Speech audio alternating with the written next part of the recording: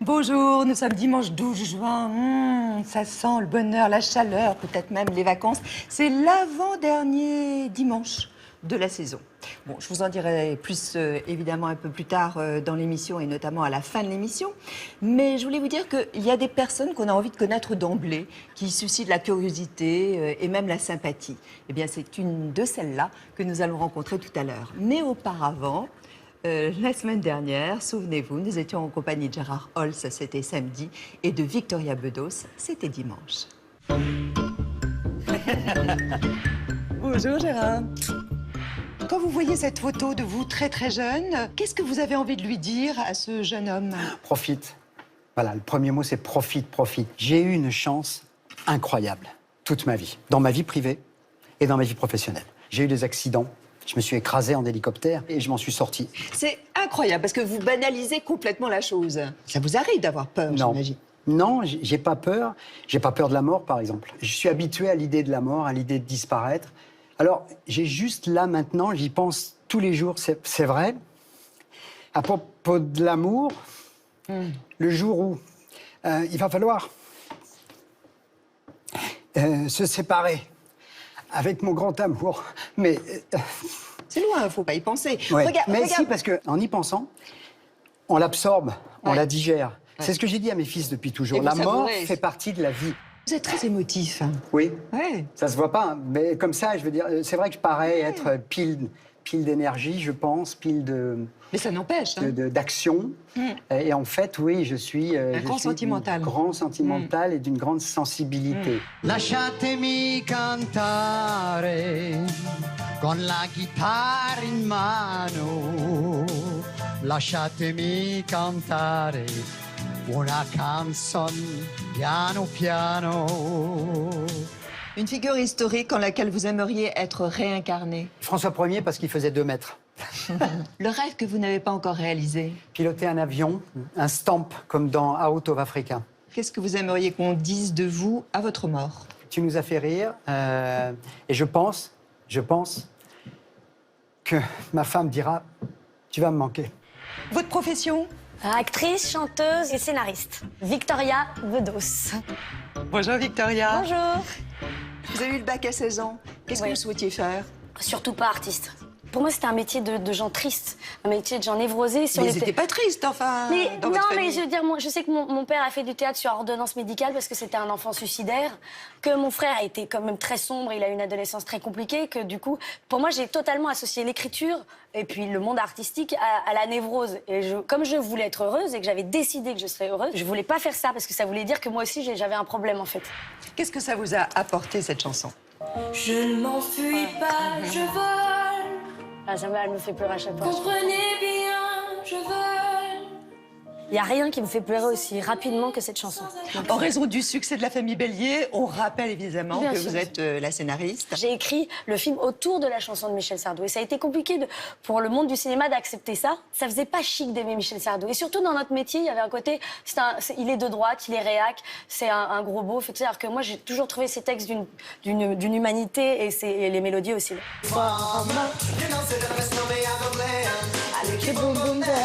Vous aimez votre corps? En fait, j'ai eu des seins tellement tard que maintenant, je le respecte. Je dis merci, quoi. Vous êtes venus quand même un jour. J'aurais même donné des prénoms. Pedro et Rodrigue. Quand je suis nue, je me sens protégée. C'est comme si la nudité protégeait en fait mon âme. Parce que du coup, on regarde le corps, on va pas chercher plus loin. Donc c'est le regard qui vous fait peur, le regard de l'autre. Votre regard me fait peur, Catherine. C'est ça. Bon. J'aimerais que vous cessiez. Je suis très fragile. Allongez-vous. Ah, je m'allonge, c'est ça. Bon. Est-ce que je dois vous payer, en fait? Est-ce que vous avez déjà pensé au suicide?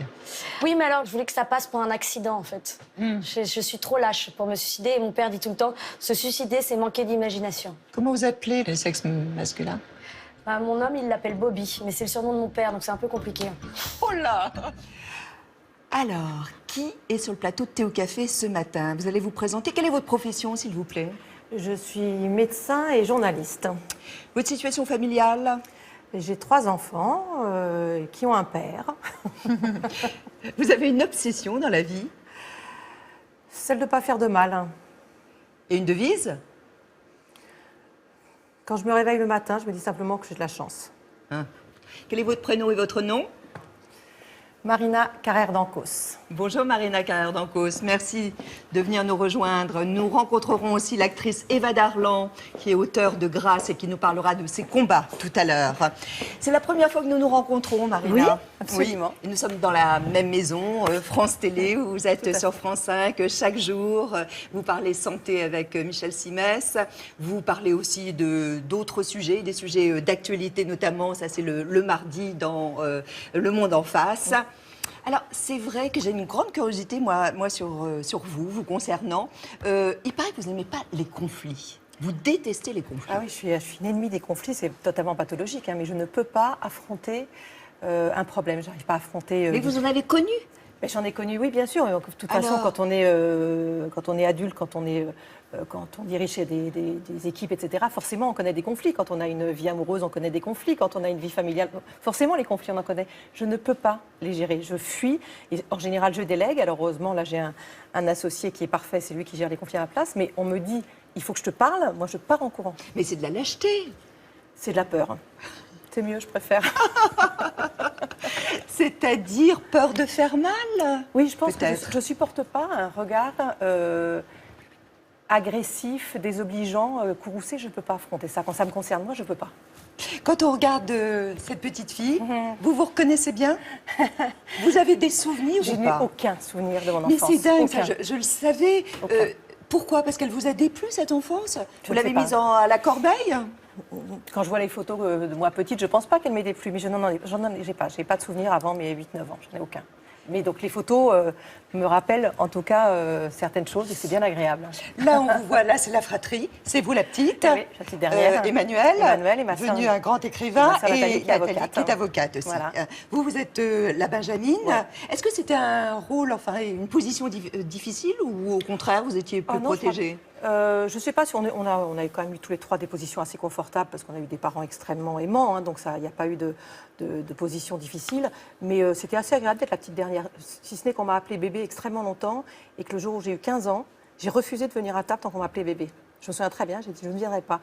Bébé, viens manger. Non, je ne viendrai pas. Voilà, c'est la seule chose qui m'est un peu déplu dans le fait d'être la plus petite, mais sinon, j'ai pas eu beaucoup de soucis. Vous êtes née à Paris, votre mère est Hélène Carrère d'Ancos, qu'on connaît bien, qui est académicienne, qui est aussi secrétaire perpétuelle de l'Académie française. Et c'est la première fois d'ailleurs qu'une femme est à cette position. Et il est vrai qu'en fait, on connaît moins votre père. On connaît très bien votre mère, on sait le charisme qu'elle a, on sait que c'est une écrivaine, une femme d'autorité, qui a une très belle carrière. Et puis on voit le monsieur d'à côté, là, et on se dit, mais qui c'est ce monsieur? C'est mon père, c'est vrai. Oui, c'est pas du tout dans le même milieu, dans le même milieu professionnel. Il était directeur d'une compagnie d'assurance, donc il a travaillé de manière très anonyme pendant toutes ces années. En plus, c'est vrai, quand on était petit, il allait beaucoup du coup pour sa compagnie d'assurance en province, mais extrêmement fréquemment dans la Donc semaine. assez absent. Voilà, donc on a beaucoup grandi avec maman et il est resté toujours très discret. Donc Quelqu'un de plus effacé. oui, toujours. Mais en même temps, s'il y a eu quelqu'un d'aussi charismatique que maman, je pense qu'à deux, ça aurait fait des étincelles. C'est pas facile non plus. Donc c'est une position aussi intelligente et compliquée à tenir. Hein. C'est une famille qui a connu l'exil du côté maternel. Vous avez un patronyme russe. Enfin, ouais. le nom de ma mère est ouais. géorgien. Elle s'appelle Zora Géorgien. Bishvili. Voilà. Et parce que le patronyme russe, c'est les Kamarovski. Mais oui, son père était géorgien. Est-ce que ça implique en fait une recherche d'identité? C'est pas une recherche d'identité. Quand on était petit, d'abord on entendait beaucoup parler russe parce qu'il y avait beaucoup de Russes qui venaient à la maison. On avait de la famille géorgienne, donc on a grandi un peu entre les Russes et les Géorgiens avec mon frère et ma sœur. Et on a gardé Je pense qu'on a gardé quelque chose de cette origine, c'est une évidence. Maman nous a fait apprendre à tous les trois le russe. Moi, j'ai fait apprendre à mes enfants le russe. Donc ça, c'est quelque chose qui nous a marqué. Mais je pense que plus que ça, on a tous les trois, on a une âme slave tous les trois, mon frère, ma sœur et moi. Ça se traduit comment? C'est le côté assez fluctuant du caractère, où on passe effectivement d'un bonheur extrême à une grande nostalgie, à un grand spleen. On a ce côté-là tous les trois, je crois qu'il est un peu pénible à vivre pour les autres. Des larmes au rire. Un peu, c'est un peu ça. Et c'est ce côté, je crois, russe qui nous a quand même, qui pèse un petit peu sur nous. Pourquoi le téléphone était sur écoute chez vous? Oh ben parce qu'à l'époque, elle était quand même très persona non grata avec les autorités russes, soviétiques. Et du coup, effectivement, il y a eu des époques où maman nous avait appris comment on repérait. Donc, quand on soulevait et qu'on entendait un cliquetis, on savait qu'on était sur écoute. Puis du coup, nous, on jouait beaucoup avec ça, mon frère, ma sœur et moi. Donc, souvent, on allait à la salle de bain. Quand on voulait se parler, on ouvrait tous les robinets. C'est comme dans les films d'espionnage. Je pense que personne n'avait envie de savoir ce que nous, on racontait. Mais on a grandi là-dedans, oui, bien sûr. Vous avez été éduquée, vous dites, d'une manière quand même assez stricte, d'une manière traditionnelle, mais c'est pas à la trique pour autant. Ah, strict, pas du tout. Non, traditionnelle, je ne sais pas, je ne suis pas sûre, maman était assez curieuse. Elle était très, enfin elle était, je dis ça, elle est toujours là bien sûr, mais pour nous enfants, très exigeante sur tout ce qui était éducation, c'est-à-dire qu'on devait respecter les autres, on devait être poli, on devait dire bonjour monsieur, bonjour madame, on devait aider, enfin bon, ça c'était là-dessus elle a toujours été très exigeante. En revanche, c'était une mère assez bohème et assez fantasque, qui nous a laissé une très grande liberté pour beaucoup de choses, et notamment pour l'école, qu'on a énormément séché. Avec sa bénédiction large, puisque c'est plutôt elle qui nous soudoyait pour qu'on n'aille pas à l'école. Et elle faisait des mots d'excuses, je crois. Elle faisait des mots d'excuses improbables, mais parce que comme mon père était souvent pas là, c'est vrai, on dormait en fait tous les trois dans sa chambre, on faisait kolkhoz, on tirait les matelas, on faisait kolkhoz dans sa chambre, puis le matin elle nous disait « Bon les enfants, si vous n'allez pas à l'école, je vous sers le petit déjeuner au lit ». Bon, voilà, donc c'était... C'était la fête. C'était la fête, mais en même temps, on devait passer d'une année sur l'autre. Mais c'était une enfance assez... du coup, assez bohème et assez agréable. Et puis, elle nous a beaucoup emmené voyager, elle nous a beaucoup ouvert l'esprit. Oui, ça, le voyage, ça vous est resté. Hein. Oui. Le garçon, Emmanuel, est-ce qu'il primait sur les filles? Oui. Alors ça, incontestablement, elle va sauter au plafond, maman, si elle entend ça. Oui, bien sûr, ça a été le chéri de mes parents. C'était le premier, c'était un garçon, il était vachement intelligent, tout le temps dans ses bouquins quand il était petit, etc. Il avait des lunettes, tout, quoi, le vrai intellectuel. Donc oui, il était un petit peu chéri, on nous adorait, hein, c'est pas ça, mais c'est vrai que c'était le garçon sur qui on fondait tous les espoirs. Et vous en avez souffert avec votre sœur? Vous faisiez bloc? On faisait bloc. Je ne peux pas dire qu'on en ait souffert parce que ce n'était pas du tout méchant, puis ce n'était pas négatif vis-à-vis de nous. On n'a jamais été ni déprécié, ni pas poussé en avant. Mais on sentait que c'était lui l'enfant aîné, un télo de la famille, quand même. Ce qui s'est vérifié, cela dit. À 15 ans, Marina, vous voulez arrêter vos études. Je voulais être championne de tennis. C'est dingue, ça. J'allais à Roland-Garros tout le temps. J'adorais ça. J'ai passé la quinzaine, mais à l'époque, vous savez, on pouvait arriver avec des simples tickets en bas de la tribune devant les joueurs. Oui, c'est bien terminé. C'est terminé. J'ai passé 15 jours et j'étais folle de ce sport. J'en faisais beaucoup. Et je voulais être Chris Evert. Donc, je passais des heures quand on était en vacances avec mes parents à taper la balle. Et donc, je suis allée voir maman et je lui ai dit, maman, je voudrais arrêter mes études. Elle a dû bien réagir. Ah, très, très bien. Elle m'a dit, ma chérie, il n'y a pas de souci.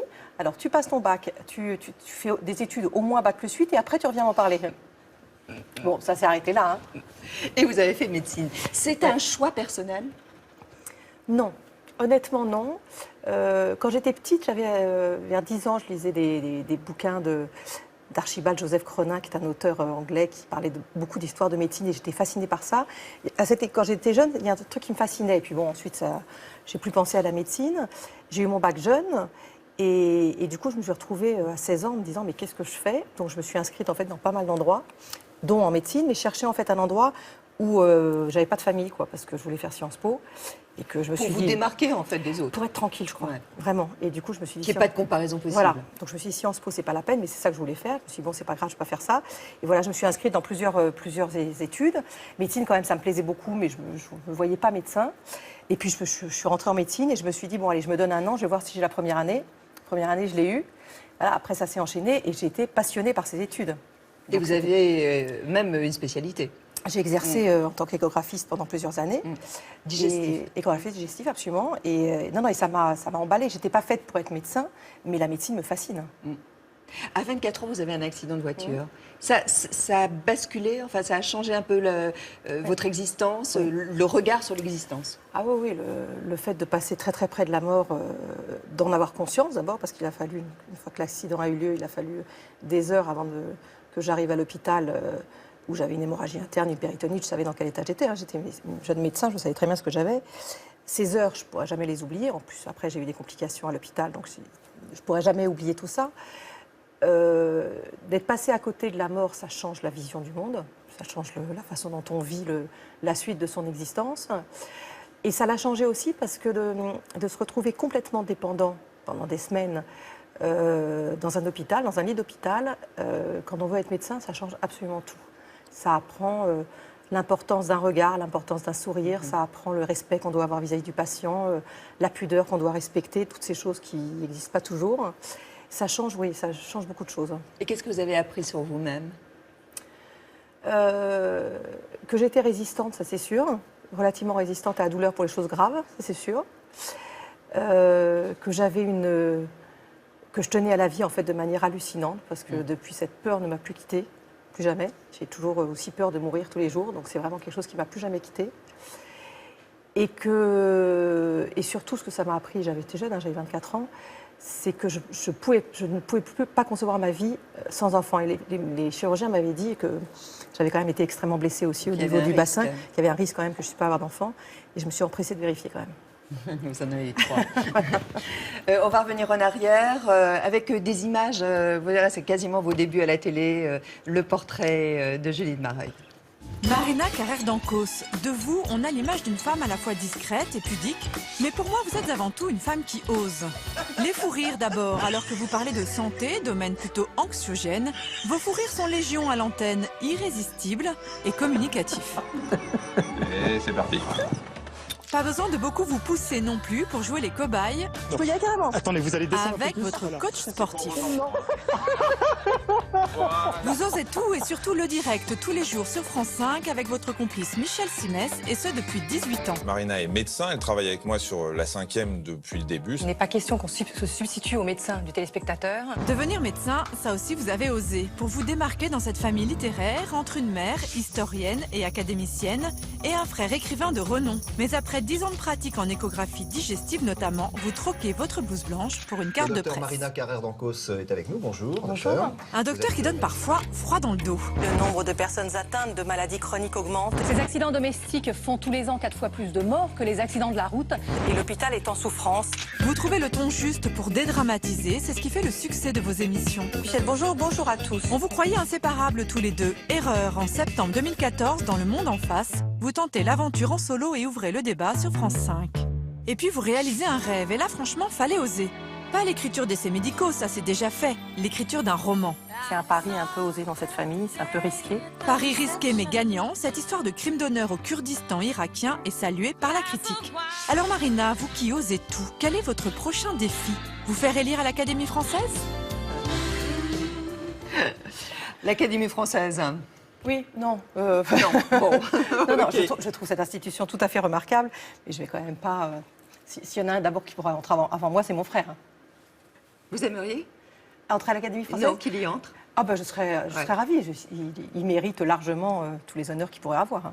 Vous avez toujours eu le sentiment en fait, d'être un peu une usurpatrice. Pourquoi? Toujours. Parce que j'ai aucune confiance en moi, parce que j'ai une estime de moi pathétique, inexistante. Pour quelle raison? Ça a toujours été comme ça et j'ai toujours eu ce sentiment. Tout vous sourit. Je travaille comme une folle. Mais oui. Je travaille comme une folle pour être crédible. Et j'ai toujours eu ce sentiment d'usurper, qu'un jour on allait s'en rendre compte, qu'un jour ça s'effondrerait et qu'on se rendrait compte que j'avais rien à faire là où je suis. C'est curieux, hein? C'est fatigant, en tout cas. Oui, sûrement. Très usant, oui. Vous avez exercé une dizaine d'années donc, en tant que médecin. Pourquoi vous n'avez pas continué comme Michel Simès qui fait les deux? Parce que dans la mesure où j'avais aucune confiance en moi, l'exercice médical, c'est vraiment angoissant. J'avais une peur en permanence de faire une erreur de diagnostic. En permanence. Et ça, honnêtement, je ne peux pas fouiller la télévision, le monde ne va pas s'écrouler. On se trompe de diagnostic pour un malade, c'est grave. Ça vous est arrivé? Non. De commettre des erreurs? Non, mais je pense que je me suis arrêtée avant. Mais non, j'ai toujours eu très peur de ça. Qui est-ce qui a le dernier mot? Parce que vous avez quand même deux égos. Enfin bon, vous êtes deux personnalités aujourd'hui, deux stars de la télé, enfin, même si le mot voilà, forcément vous déplaît. Comment on fait pour concilier les deux égos? Avec Michel on a toujours eu, d'abord on a toujours discuté, on est plutôt pratiquement toujours d'accord. C'est lui qui a le dernier mot, non? Non, quand il y a des désaccords, c'est celui qui dit non qui l'emporte. C'est-à-dire si l'un des deux ne veut pas un invité pour une raison précise, l'un des deux ne veut pas qu'on parle de tel ou tel sujet, ou de cette façon-là, on a toujours eu comme règle, c'est celui qui disait non qui l'emportait. Et ça marche? Très bien, très bien. Il n'y a jamais eu, jamais de conflit à propos d'un désaccord entre nous. Est-ce que vous avez connu des moments, parce que vous êtes toujours souriante, vous paraissez sereine, apaisée, ce qui est sans doute pas le cas, vous avez connu des périodes comme ça de découragement, des périodes dépressives? Périodes dépressives, oui, j'ai eu des périodes difficiles dans ma vie. Pas à cause de la télévision, à cause d'événements de ma vie qui ont été difficiles à vivre. Des ruptures, des séparations? Oui, puis des maladies, des choses compliquées, des amis proches, des tas de choses difficiles. Mais c'est vrai que j'ai été, pour le coup, élevée par une mère qui m'a toujours dit que d'abord, ça ne regardait pas les autres, qu'on se devait d'être souriant pour les autres. Et j'ai toujours considéré que, vu le métier que je faisais et le public à qui je m'adressais, qui était potentiellement des malades ou des familles de malades, je ne me voyais pas tout à fait en droit d'apporter mes soucis à moi à l'antenne. De ce fait, c'est de l'élégance aussi. En tout cas, c'est faire attention aux autres. Oui, il y a plus malheureux que moi, certainement, quand je ne vais pas bien. Donc voilà, quand je viens, j'apporte un minimum d'aide pour les autres. Vous abordez des sujets qui sont parfois un peu anxiogènes. Est-ce que vous êtes devenue hypocondriaque ou vous l'étiez déjà? J'ai toujours été. Enfin, j'ai toujours été. Je pense que depuis mon accident de voiture, je le suis. Mais c'est toujours pas la même raison, je veux pas perdre l'existence. Et du coup, honnêtement, je suis essentiellement cancérophobe, mais vraiment, et je me trouve vraiment un cancer toutes les semaines. C'est effrayant. Et à la fin de la semaine, comme pour l'instant, comme heureusement le symptôme disparaît. Donc, mais vous faites des examens en permanence? Non, pas du tout, parce que je suis quand même assez cartésienne et j'ai quand même fait des études. Je me dis, bon, le truc qui est apparu brutalement comme ça, qui ne s'accompagne pas de ça et ça, ça peut être un cancer, mais c'est pas sûr. Et puis à la fin de la semaine, je constate que ça a disparu. Et lundi suivant, j'en ai un autre. Alors, le tabac tue, notamment par le cancer. Vous n'hésitez pas dans l'émission, d'ailleurs, de pousser des coups de gueule, des vraies gueulantes. Le dernier en date, c'était le 4 février dernier contre Nicolas Sarkozy. Nicolas Sarkozy. Il a remis en cause l'instauration du paquet de cigarettes neutres, une des mesures de la loi santé adoptée le 17 décembre dernier et qui prévoit qu'à partir du mois de mai, tous les paquets de cigarettes aient la même taille et la même couleur. Le nom de la marque sera sobrement inscrit en petits caractères, laissant toute la place au message d'alarme sur les effets du tabac. Une mesure destinée à lutter contre le tabagisme, une pratique qui tue, on le rappelle, à l'ancien président de la République, 73 000 personnes par an dans notre pays. Et pour étayer son propos, Nicolas Sarkozy s'est appuyé sur l'argument de la défense de notre terroir. Voici ses propos exacts. Si nous acceptions le paquet de cigarettes neutres, dans 6 mois, on vous proposera la bouteille de vin neutre et c'en sera fini de nos appellations, c'en sera fini de nos terroirs, c'en sera fini de la défense de nos savoir-faire. Vous aurez demain des intégristes qui vous demanderaient la bouteille neutre, puis le fromage neutre. Alors, Monsieur Sarkozy, sachez, que le tabac tue, que l'alcool ne tue qu'en cas de consommation excessive, mais que le fromage ne tue pas. Voilà, ça c'est dit au moins. Est-ce qu'il vous a contacté ensuite? Non, il n'a pas réagi à nos propos. Non, ce qu'il y a, c'est vrai que nous, on n'a jamais dans l'émission, on aurait l'idée de critiquer les fumeurs, les gens qui sont dépendants, qui sont malades. Nous, on veut juste les aider à prendre moins de risques éventuellement s'ils le souhaitent. Donc nous, on défend la santé publique et on défend tout ce qui peut protéger les politiques, c'est aussi votre rôle. Absolument, on défend tous ceux qui peuvent protéger les fumeurs et empêcher les jeunes, si on peut, qui commencent à fumer. Donc c'est vrai que ça nous a paru absolument énorme et qu'on n'hésite pas. On est médecins tous les deux, on est sur une chaîne du service public. Je veux dire, là, on a des missions aussi qui sont après tout de protéger la santé de nos concitoyens. Donc on ne se gêne pas pour dire ce qu'on a à dire. Sur quoi vous êtes en désaccord, vous, avec le corps médical? Ça vous arrive souvent? Non, je ne suis pas en désaccord avec le corps médical. Je suis parfois en désaccord avec le comportement de certains médecins qui continuent de se réfugier derrière un certain savoir pour ne pas aller assez proche des patients, qui continuent à ne pas entendre que des malades ont besoin d'avoir recours à des médecines complémentaires en plus de leur traitement classique parce que ça les soulage. Voilà, je suis un peu contre certains, mais dans la jeune génération, c'est de moins en moins. C'était quand même une époque aussi où les médecins étaient peu contestés. Et je pense qu'il faut vraiment qu'ils soient beaucoup plus proches de leurs patients qu'ils ne l'ont été. Votre émission a donné la parole en premier au docteur Irène Frachon, à l'origine du scandale du Mediator. Et votre sœur est avocate et elle défendait donc le labo Servier. C'est évidemment délicat comme situation. Comment ça se passe? Il y a presque un conflit d'intérêts. Il n'y a pas un conflit d'intérêt dans la mesure où, moi c'est clair, je me suis posée du côté des patients et ma sœur du côté du laboratoire. Donc là, on a toujours été très clairs. C'est vrai qu'on a toujours, c'est nous qui avons fait venir en premier le docteur Frachon, qu'on a toujours défendu sa cause, qu'on a toujours fait venir les avocats des patients également, avec Charles-Joseph Houdin qui vient régulièrement dans l'émission et qui s'occupe de beaucoup des victimes. Donc pour moi, ma position a été extrêmement claire. Mais je ne peux pas vous dire que ça a donné des discussions faciles à la maison. J'imagine. Voilà. Les repas familiaux. Ça a été. On évite un peu le sujet parce que je ne bouge pas de ma position et ma sœur non plus, donc c'est très bien. Tous les sujets, vous les abordez quotidiennement donc au magazine de la santé. Ça se passe donc en début d'après-midi, c'est à 13h40, du lundi au vendredi. Alors on a voulu évidemment assister à une émission qui se déroule en direct. On est allé dans les studios, on vous a accompagné durant toute la journée avec Julie de Mareuil et Anne-Rose Leblanc. Bonjour. Allez, on y va. Salut. Bonjour. Bon, alors ça fait sérieux la salle des rédacteurs en chef. C'est le désert des tartares, hein, ici. Je suis en train de lire un livre. Il y avait 2 personnes qui rentrent et qui me disent « T'es en train de lire un livre ?» Et vous ne partagez pas le même bureau tous les deux. C'est surtout que Marina voulait pas que je mette les fanions du PSG. Ça, c'est vrai. Non, puis on a besoin d'un peu d'intimité. Pour faire quoi? Pour faire la sieste. Moi, je peux pas dormir pendant qu'elle parle au téléphone. Je travaille beaucoup, donc je fais beaucoup de bruit sur l'ordinateur, donc le pauvre, il peut plus se concentrer. En fait, elle travaille trop, quoi. Ouais, c'est ça. Laissez-moi tranquille. En plus, c'est une journée un peu compliquée aujourd'hui, parce qu'il y a 2 émissions. C'est un peu chargé. Et c'est toujours un plaisir ou c'est parfois une corvée de venir travailler? La corvée, c'est de sortir de mon lit le matin. Ça, ouais. C'est un cauchemar. Je suis pas faite pour ça. Mais après, une fois que je suis levée, je suis ravie. Regardez les audiences d'hier. Ouais, c'est un peu le geste du matin. On est à 850 000 téléspectateurs. Donc on est quand même très très contents. Deux, on me ressemble parce que, c'est la pagaille.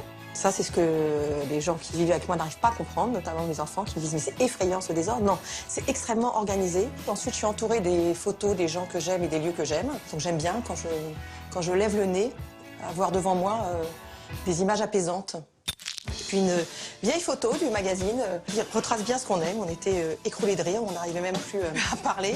C'est bien nous aussi, voilà. C'est un bureau plein de douceur et j'aime bien. Là, il faut y aller. On va aller au maquillage parce qu'il y a des petites répétitions à faire. J'ai mes fiches, j'ai mon téléphone, j'ai ma tête. Donc normalement, ça va. Alors, je pourrais prendre des escaliers, mais je suis flemmarde. Je suis d'une paresse mais monumentale. Si je suis pas obligée de travailler, je travaille pas. Allez les filles! Est-ce que j'ai déjà vu Marina stressée?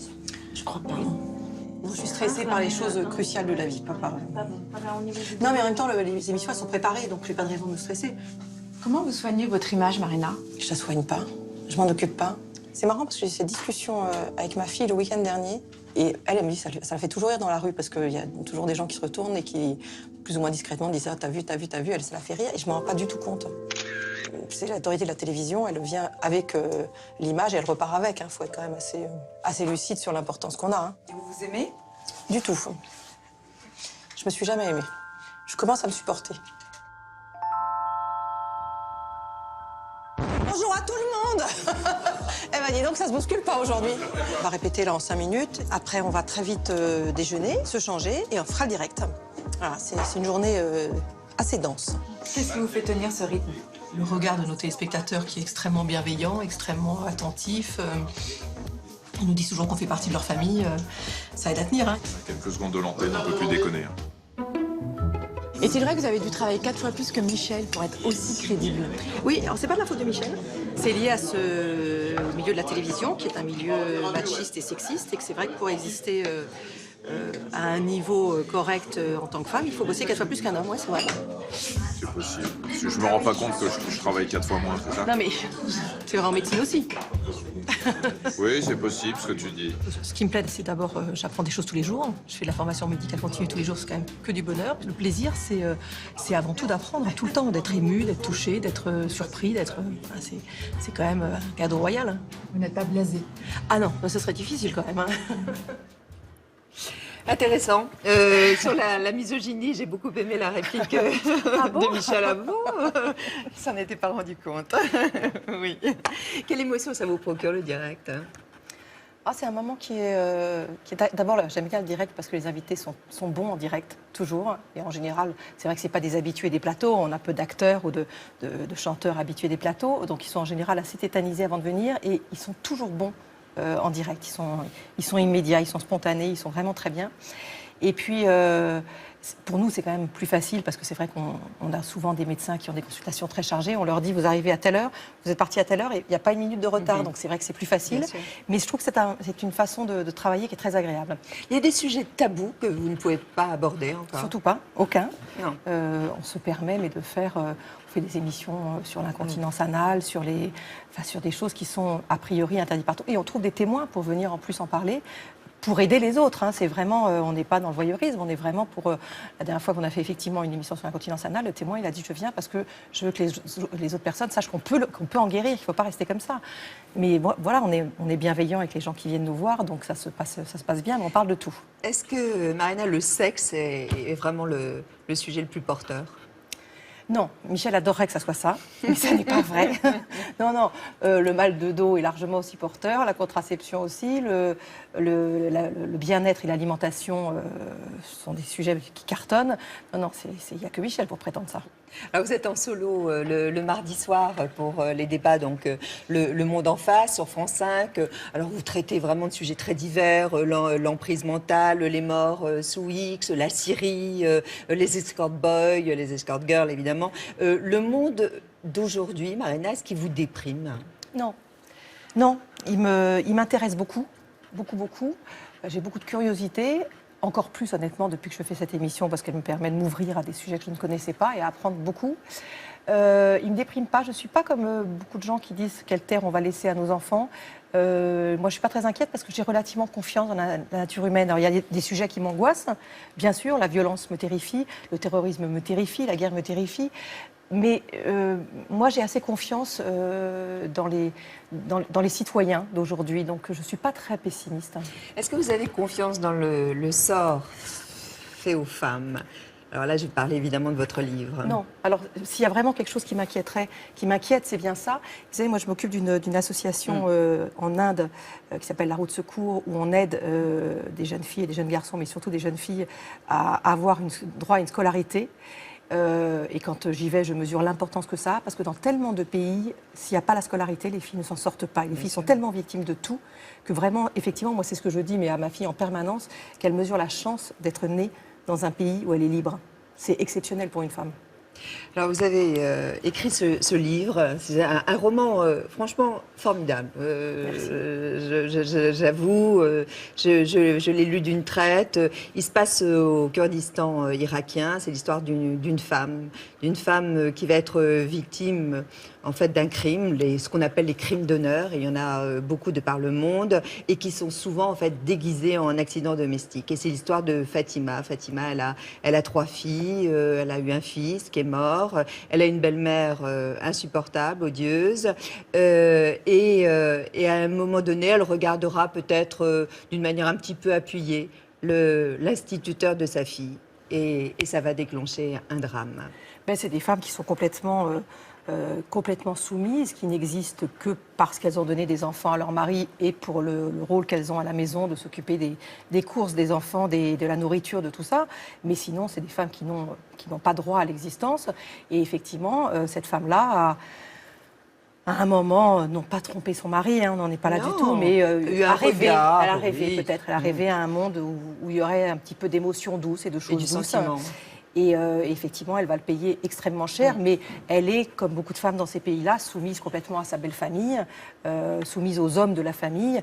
Et c'est vrai que leur existence compte très très peu. Et quand on voit effectivement ces femmes victimes de crimes d'honneur, on mesure à quel point leur vie ne compte pas. Vous êtes allée sur place. Moi, je ne suis pas allée sur place, c'est mon équipe qui est allée sur place, qui a tourné un document là-bas. Et c'est ça qui vous a donné l'idée. Absolument, parce que le visage de ces femmes est resté dans ma mémoire. 5000 femmes sont tuées chaque année. Officiellement. Donc on imagine bien qu'il y en a beaucoup plus, puisqu'il y a beaucoup de ces femmes qui meurent, soi-disant victimes d'accidents domestiques, et c'est répertorié en accident domestique. Oui. Si elles ne meurent pas, évidemment, elles sont souvent dévisagées. Alors elles se reconstruisent affreusement. Quoi. Elles sont exclues de la société, exclues en très général de leur difficilement. famille. Et c'est pour ça que dans ce village-là, à Souleymanie, ce qui est extraordinaire, c'est que dans cet hôpital de Brûlé, les médecins faisaient vraiment tout ce qu'ils pouvaient pour essayer de redonner un minimum de vie à ces femmes-là. Votre roman, il est construit comme un polar. Hein. C'est drôle. C'est drôle que vous disiez ça. Bien sûr. Mais moi, je suis une fan de polar, une vraie fan de polar. Il y a du rythme. Et c'est vrai que... Il y a de l'intrigue même. Il y a des auteurs de polar français qui l'ont lu, comme Thiès, comme Claire Favant ou Karine Gibel, qui m'ont dit tous la même chose. Ils m'ont dit, de toute façon, un jour, tu écriras un polar, c'est évident. Je ne sais pas si je pourrais, on verra. Quelle est la phrase la plus marquante dans ce livre pour vous, Je pense que la dernière phrase. Vous la connaissez? Ça doit parler de dignité. On la regarde ensemble? Alors, attendez. On va la trouver. Hein. Allez-y. La tête droite et le regard haut, fiers de ce qu'ils n'ont pas fait, fiers d'avoir réparé par leur dignité la blessure. La dignité, j'y tiens. Oui. La droiture, la dignité, la fierté d'être humain. Le lecteur, il peut tirer quelle exemplarité de ce livre? En Europe, en Occident. Hein. Qu'on doit respecter tout être humain. Tout. Quel qu'il soit, quel que soit son sexe, quelle que soit son origine, quelle que soit sa condition sociale, quel que soit le fait qu'il soit d'une manière légale dans un pays ou pas. Voilà, que tout être humain est respectable. On l'évoquera tout à l'heure aussi dans l'autre partie de l'émission avec Eva Darlan. Je voudrais que vous répondiez par pour ou contre. Vous êtes pour ou contre les jeux vidéo pour les jeunes? Pour. Les sites de santé en ligne? Ça dépend lesquels, s'ils sont bien faits, pour. Il y en a qui sont bien faits. Oui, le nôtre et puis d'autres. Mais non, s'ils sont bien faits, oui, bien sûr. Mais parfois, certains sont dangereux. L'automédication? Pour si c'est bien fait, mais avec certaine prudence pour les femmes enceintes et pour les tout petits. La légalisation du cannabis? Pour. En 2 mots? Pour, parce que je pense que on a fait un échec complet de nos politiques en France. On interdit effectivement le cannabis, mais il y a de plus en plus de jeunes qui fument. Le légaliser, ça permettrait de contrôler ce que les jeunes fument, donc de pouvoir contrôler le produit qu'il y a. Ça permettrait de faire des vraies campagnes anti-cannabis, comme on le fait pour le tabac, comme on le fait pour l'alcool, ce qu'on ne fait pas aujourd'hui. Donc je pense que ça serait une meilleure solution. Vous avez écrit d'ailleurs un livre, Arrêtez de fumer. Oui, il y a longtemps. J'ai jamais fumé, mais c'est ça. C'est ça. Là, par exemple, en Australie, le paquet est à 16 €. Vous pensez que c'est une bonne chose? Oui, bien sûr. Je déplore qu'il n'y ait pas d'harmonisation européenne, puisqu'il y a des tas de pays en Europe où les cigarettes sont beaucoup moins chères et où les jeunes vont se fournir. Donc je pense qu'au moins, s'ils étaient tous à peu près au prix de la France, ça serait déjà ça. Mais plus les prix monteront et plus ça freinera les jeunes, bien sûr. Pour ou contre les préservatifs féminins? Contre, parce que vraiment, toutes les femmes que j'ai connues qui ont essayé... Alors, sur le principe qu'une femme puisse, elle, décider de l'usage, c'est génial, mais je ne crois pas qu'il ait été réussi, ce produit. Donc pas efficace? Pas utilisé, donc pas efficace. L'euthanasie, le suicide assisté C'est une question sur laquelle j'ai beaucoup évolué, où j'avais des idées très arrêtées. Plus le temps passe et plus j'écoute des histoires difficiles et plus j'écoute certains médecins belges qui expliquent que c'est aussi leur travail. Vous n'étiez pas favorable? Non, je n'étais pas favorable du tout. Et puis, de plus en plus, je suis plus tolérante et je me dis que c'est parfois aussi le rôle des médecins d'accompagner jusqu'au bout leurs patients quand il y a une souffrance qui est insupportable, qu'elle soit morale ou qu'elle soit physique. Les marques qui commercialisent la mode islamique? Contre. Se baigner dans la Seine? Aujourd'hui, contre.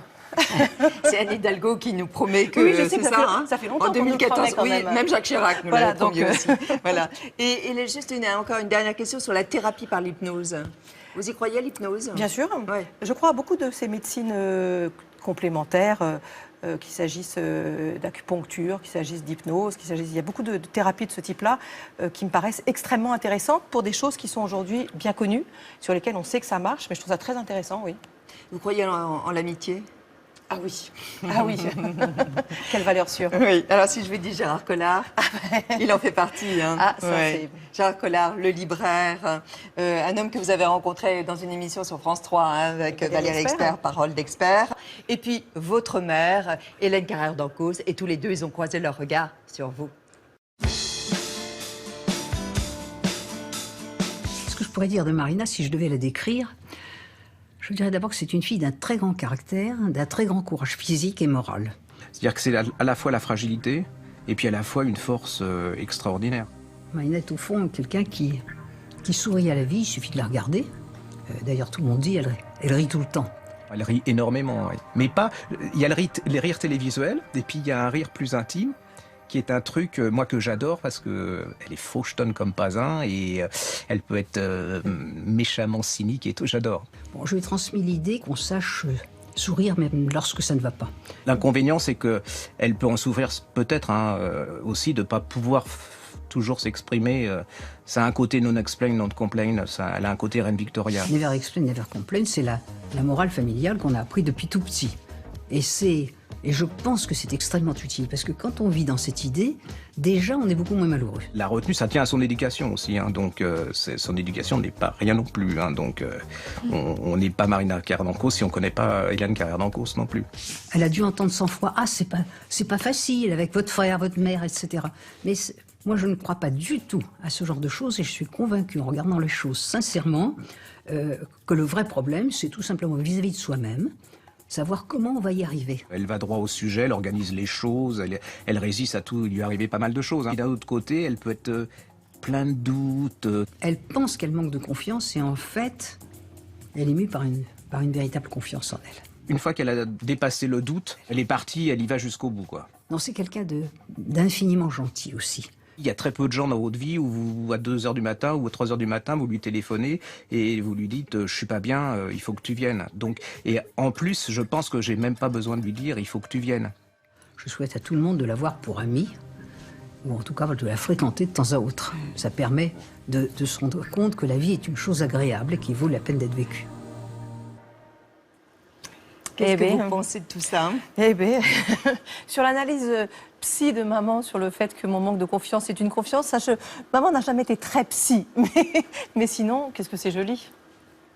C'est drôle parce que quand Gérard dit oui, elle est un peu faucheton, parce que bon, elle est drôle, et puis parfois elle peut quand même tacler. Mais il paraît, oui, je me rends pas compte. Mais je crois qu'il y a des choses que je laisse pas passer. Il y a des choses qui me blessent ou qui blessent d'autres personnes et je ne laisse pas passer dans ce cas-là. Je peux effectivement, je crois, être dure quand on fait du mal. Ça, c'est vrai. Et notamment aux autres. Voilà, ça c'est vrai. Ouais. Votre mère, elle a pris la mesure de ce que vous êtes aujourd'hui? Oui, je crois. Je crois qu'elle a mis beaucoup de temps.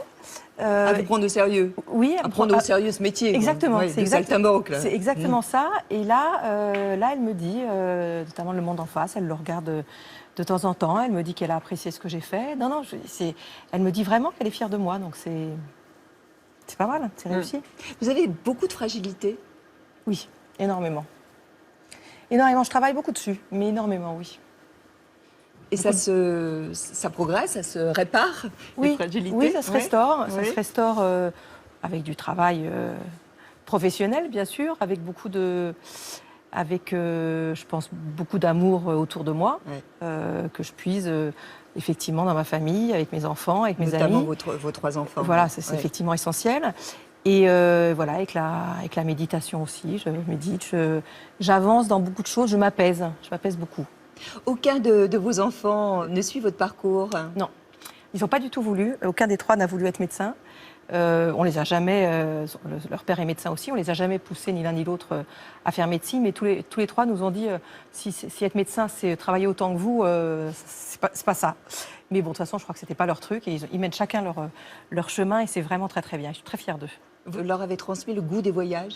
Je leur ai transmis le goût des voyages, ça c'est sûr. Je leur ai transmis, en tout cas, le goût, la certitude qu'ils ont de la chance, vraiment, et le goût des voyages, oui.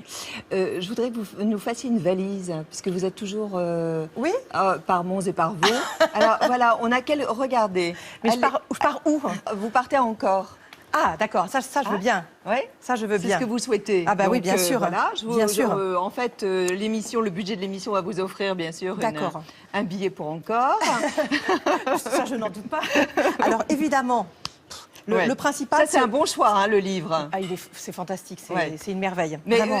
donnons le titre quand même. La part des flammes de Gaël Nohan, qui vient de sortir en poche et qui est l'histoire du bazar de la Charité qui avait brûlé avec toute l'aristocratie qui était là. C'est un livre extraordinaire. Ça, vraiment, ça a été une découverte. Donc Alors, les livres, c'est la première des choses. Ça, très c'est bien. sûr. Faites un choix. Hein. Qu'est-ce que je vais vous prendre? Des lunettes de soleil, j'en mets pas. Des chapeaux, j'en ai pas. Les chapeaux non plus, vous vous protégez pas? Non, je suis nulle. Non, ça, vraiment, je suis une catastrophe, moi. Je mets de la crème solaire. Bah, ça va faire plaisir aux dermatologues. Non, mais j'ai un dermatologue que je vois tous les ans, qui contrôle mes grains de beauté, qui me dit bon, ça va. Voilà. Bon. Je vais surveiller. Un maillot de bain, bien sûr. Oui. Bon, il n'y a qu'une partie, mais je mettrai la deuxième partie. Hein. Surtout que je mets des une pièce, donc on mettra des une pièce, c'est pas grave. Voilà. On va prendre. Qu'est-ce que vous m'avez mis là? Ah, des préservatifs. Mes enfants regardent peut-être, donc je ne vais pas mettre des préservatifs là. Ou alors c'est pour mes enfants. Trouverez sur place. On va prendre, voilà, ça c'est pour les coups de soleil, c'est très très bien. bien Au cas où j'en aurais pris. Qu'est-ce que vous voulez que je prenne? Non, ça je prends pas, ça c'est hors de question. Non, d'accord. Voilà, la crème solaire, ça je veux Très bien. bien, Ça je suis d'accord. Parfait. Ça, bien sûr. Oui. Bien sûr, pour écouter regarder de la des musique. films, écouter de la musique. Ça, c'est une évidence. Oui. Bon, les petites chaussures, je ne sais pas si elles Non. sont un peu hautes, je crois, pour les vacances. Oui. Je ne vais pas vous les prendre. Et puis, qu'est-ce que je peux vous prendre encore? Attendez. Ça, vous voulez que je fasse des... Mais un petit peu de gym quand même. Oui, mais je fais du pilates, moi. Ça, Mais oui, je sais. C'est un peu fort, non? Et vous en faites un peu dans l'émission aussi, de temps en temps. Bien J'ai sûr. vu ça, Mais là, oui. je vous trouve un peu... Oui. C'est un peu en force. Hein. J'emmènerais plutôt un tapis de yoga, vous voyez, si Très ça bien. tenait à ma valise. Très bien. Méditation aussi. Voilà, Parfait. exactement. Bon, venez, bonjour. Vous êtes prêtes. Nous sommes aussi prêtes et prêts tous ensemble pour recevoir Eva Darlan. Vous la connaissez, Eva Bien sûr. Darlan est une actrice. Vous vous souvenez des Jeanne, peut-être? C'était formidable. Bien les sûr, je me Jeanne. souviens aussi des c'était sautets dans lesquels elle jouait, j'adorais. Sauté, Godard, Absolument. au théâtre aussi. Et puis, elle une vient femme d'écrire. engagée, hein. Ouais, c'est une femme très engagée. Elle vient d'écrire Grâce, donc aux éditions Plomb, Mes combats, jusqu'à Jacqueline Sauvage. Eva Darlan, qui vient nous rejoindre. Bonjour, Eva Darlan. Bonjour. Bonjour. Des bisous. Ouais, des bisous, allez, des bisous. Ça fait toujours du bien, les bisous. Et vous connaissez Marina? On s'est vu au maquillage, Oui, mais bon, encore. très bien. J'adore. Alors, je voulais vous parler, bien sûr, de votre livre. Il vient de sortir. Vous êtes une sorte de porte-voix. Écoutez, j'ai fait un chemin, c'est pas exactement comme ça que je dirais. J'ai fait un chemin difficile, long et douloureux pour arriver à maintenant pouvoir prendre effectivement une parole publique que j'ai déjà prise il y a fort longtemps à mes débuts dans Les Jeannes de ce spectacle féministe si drôle qui a fait le tour du monde. Et c'est une parole qui ne m'a pas quittée. La parole du féminisme ne m'a pas quittée. Est-ce que le féminisme est révolutionnaire? Oui. En ce sens, vous avez raison. Le féminisme est politique? Oui.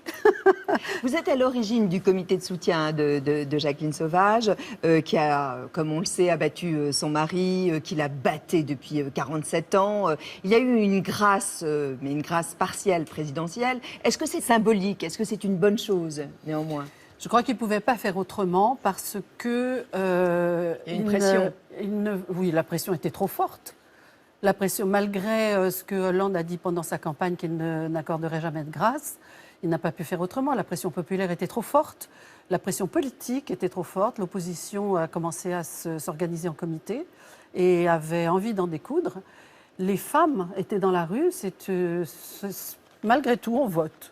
Donc, ce sont des voix qui peuvent se retourner contre le futur candidat. Il ne pouvait pas faire autrement. L'opinion publique mondiale et les journaux le New York Times faisait des articles de fond. Je veux dire, ils ne pouvaient pas faire autrement que d'attendre. Vous aviez signé, vous, la pétition? Oui, bien sûr. J'ai suivi tout le travail avec beaucoup d'admiration qu'a fait Eva et tout son combat.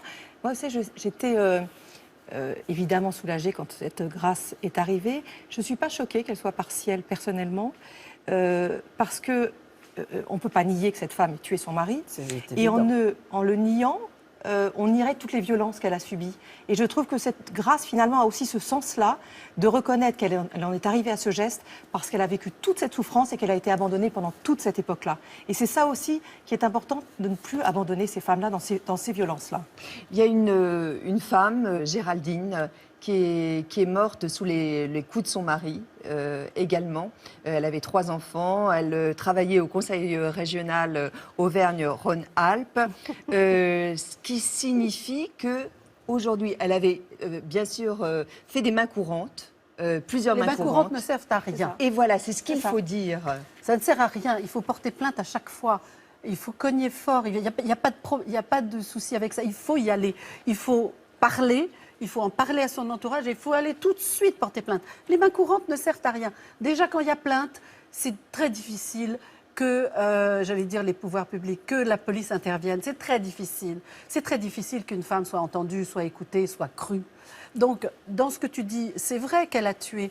Et c'est vrai qu'après tout, les 10 ans fermes, c'était un peu violent quand même, hein, 10 ans fermes, c'est-à-dire qu'il faut les faire, hein, les 10 ans, mettent en doute sa parole.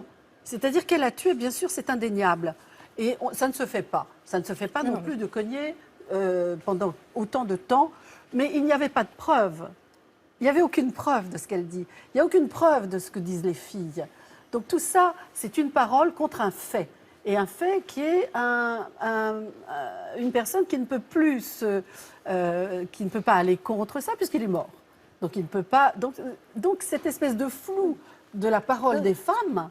Ce que je veux dire, je cautionne pas du tout les 10 ans fermes, mais en revanche, que la grâce soit partielle, comme c'est effectivement ces gens qui finissent par se retourner contre leur bourreau et qui sont condamnés, mais pas condamnés à une peine de prison, mais on reconnaît leur culpabilité, mais on comprend pourquoi ils ont fait ça. Mais je trouve que l'essentiel, c'est qu'on s'occupe de toutes ces femmes et que cette femme a été abandonnée pendant toutes ces années. Elle a été absolument abandonnée par tout le monde. Et le message, je trouve qu'il est vraiment là. Mais, elle a été abandonnée par les hôpitaux où elle s'est présentée quand même, par les gendarmes où elle s'est présentée quand même, ainsi que ses filles qui n'ont pas été entendues, par tout le village, par nous abandonnons des femmes qui sont battues à côté de chez nous, battues ou humiliées. Eva, vous-même, vous racontez d'ailleurs dans ce livre, avec beaucoup de détails, beaucoup de courage aussi, ce que vous-même vous avez vécu dans votre propre famille, par votre père, même par vos frères aussi, ensuite par un mari. Est-ce que vous pensez que quand on est passé par là, on est plus légitime à en parler ?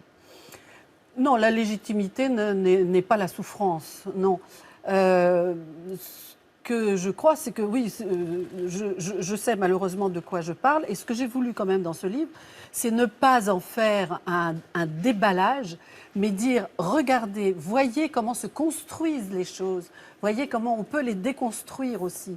Et c'est pour ça qu'il faut parler. Et tant pis, ok, ça peut paraître impudique, ça peut paraître incolore, ok, mais j'y vais. J'y vais parce que si moi je parle, moi qui peux être médiatisée et venir avec beaucoup de bonheur chez vous, il faut que les femmes parlent. Il faut que les femmes soient entendues, soient écoutées. Plus on fera de bruit, mieux ça ira. Voilà.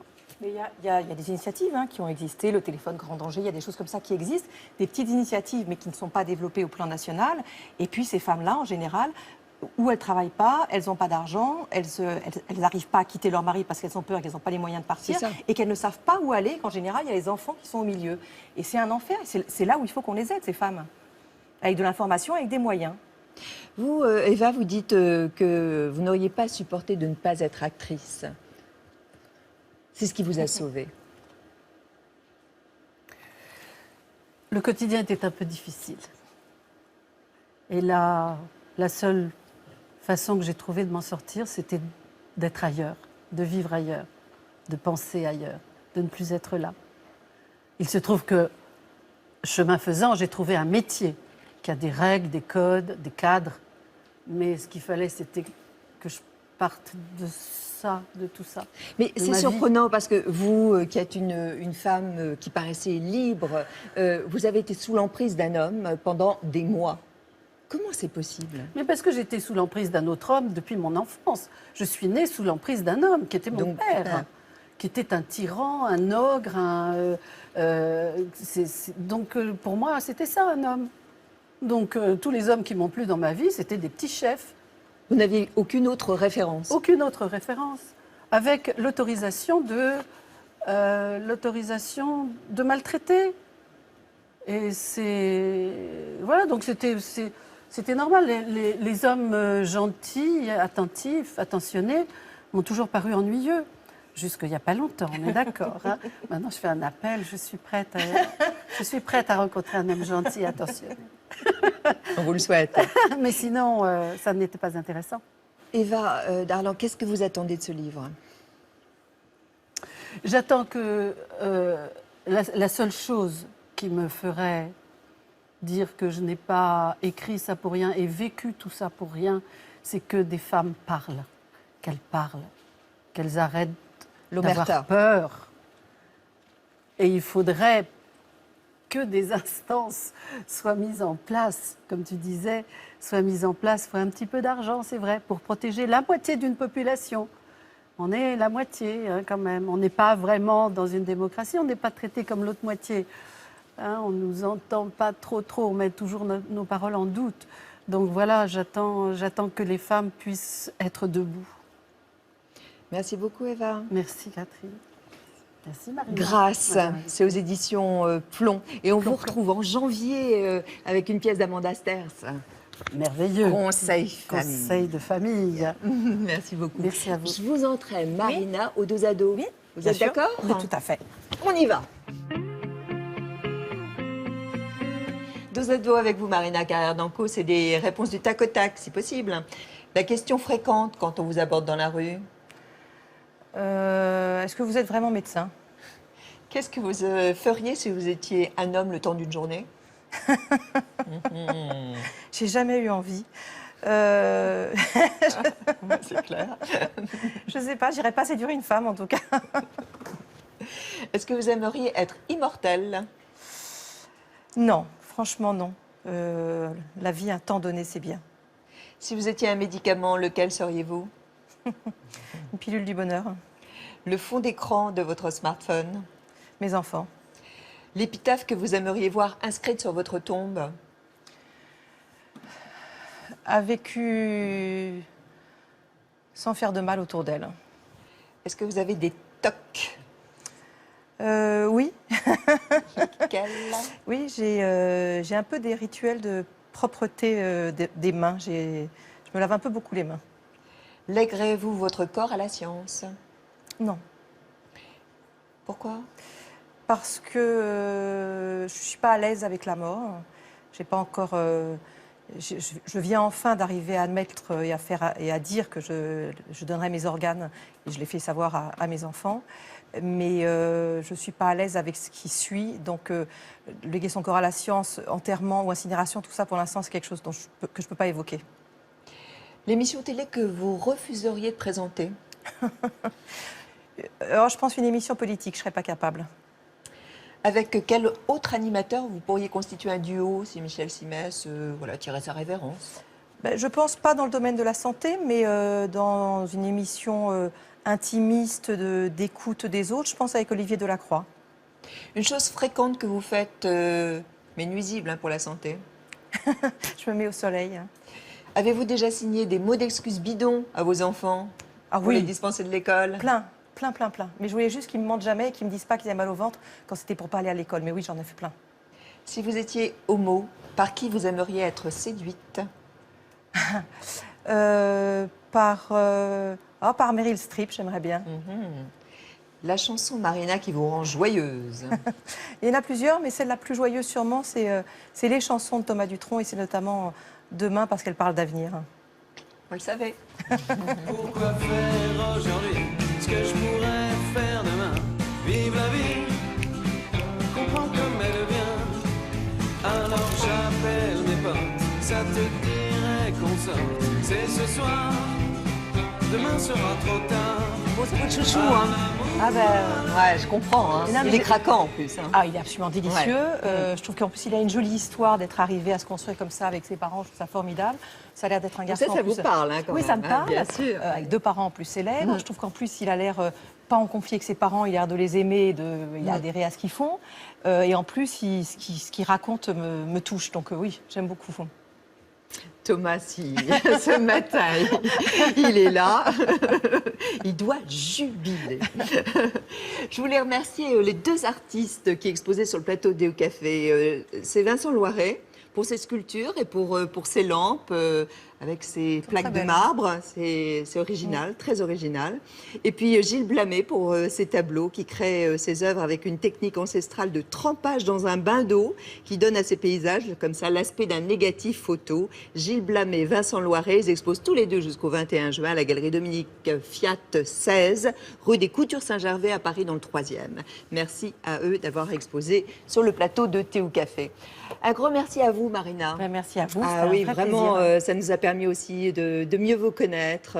Et puis, grâce aussi au témoignage de votre maman et puis le témoignage aussi de votre ami Gérard. Portez-vous bien. Merci. Vous embrassez Michel. Oui, promis. Allez, promis. Alors, ça sera on fait, était tranquille. Ça sera fait demain. Vous avez vu, il n'était pas là, il n'est même pas venu. Ah, mais non, mais heureusement. Je ne m'impose pas là où il est, il n'y a pas D'accord. Non, on passe toute la semaine ensemble, donc ça va. Oui. Bien sûr, nous aurons une émission prochaine. C'est samedi prochain d'ailleurs. Florent Pagny, ça vous dit quelque chose, Florent Bien Pagny? sûr, Ouais. bien sûr. Ouais. J'aime beaucoup. Ouais. Bon, très bien. Donc Florent Pagny, il sera à votre place samedi prochain pour un nouveau Thé au Café dès 10h. L'émission qui vous est consacrée, Marina, elle va être rediffusée cette nuit. Vous pouvez la voir en replay aussi sur notre site Thé au Café et puis sur notre chaîne sur YouTube. On a une chaîne Thé au Café, on revoit toutes les émissions. Enfin, vous connaissez ça évidemment par cœur, mais je dis ça aux téléspectateurs qui ne le sauraient pas. Et ce serait bien dommage de louper cette émission. Portez-vous bien, passez une très très bonne semaine, Marina. On se retrouve la semaine prochaine pour un nouveau Thé au Café. Merci de votre confiance.